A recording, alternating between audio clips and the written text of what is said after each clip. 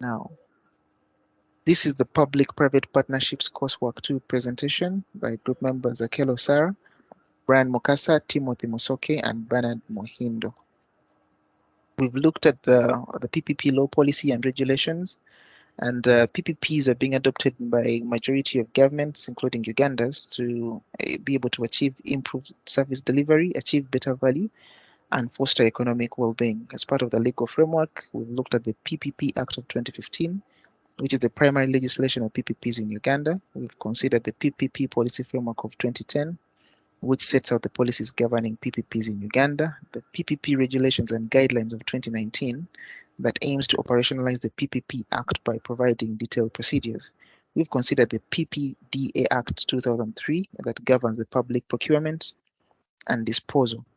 As part of the PPP principles, we've looked at the value for money, rights and interest protection, transparency, accountability, local participation, compliance with employment terms, growth and development, policy stability, plus capacity building. I'll hand it on to Brian. Thank you, Timothy. We looked at the PPP procurement methods according to the PPP Act of 2015 of Uganda. The various procurement methods used in the PPP model. We looked at open bidding, where all interested parties are called upon to tender. Then we looked at restricted bidding, where selected parties are invited to tender. Then we looked at direct procurement, which is sole sourcing. The private parties initiate the proposal. Then we looked at the negotiated procedure. This is where the competitive bidding is inappropriate, so it is for a special requirement. Also looked at the steps in procuring PPPs. We looked at the 5 processes. One being invitation to tender.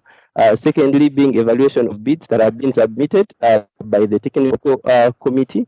Then we looked at the disqualification of bids based on the criminal record, the bankruptcy, and professional misconduct of the bidder.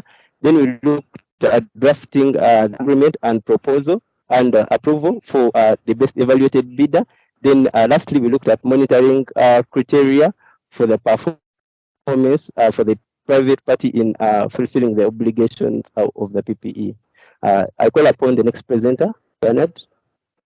Thank you, Mukasa.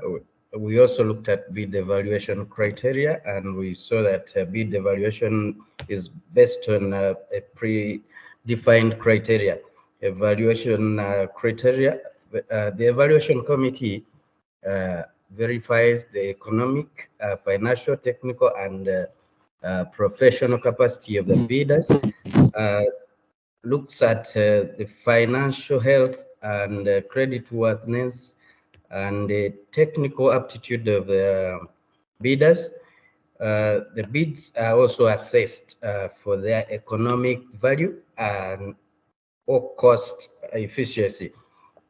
Then a comprehensive evaluation report is prepared, and the oversight committee reviews it. We also looked at the challenges shortly, and we saw that the institutions are weak and have a their legal frameworks are also weak. We also looked at corruption and political interference. We also looked at limited public participation. Also looked at the institutional and human resource challenges, then financial and technical capabilities of private sector. Thank you, Bernard. We'll look at the lessons learned that will help us in our future PPPs, procurement of PPPs. We realize that early engagement through open discussions at early stages will help. Then a robust legal and regulatory framework should be strong. Stable political environment through predictable and stable political climate, effective marketing and community engagement, which is raising awareness as another point. We have financial closure and private sector empowerment, societal considerations, that is compensation and resettlement processes, robust M&E, that is monitoring and evaluation, which helps in early detection of issues, and then anti-corruption measures, that is our policies at various stages, and then we look at our capacity building, which is enhancing technical and managerial skills. So as we conclude, we realize that Uganda's PPP law, policy, and regulation set a structured pathway for the procurement of PPPs with clearly defined principles, methods, and criteria that aim to ensure the effective delivery of public services and infrastructure.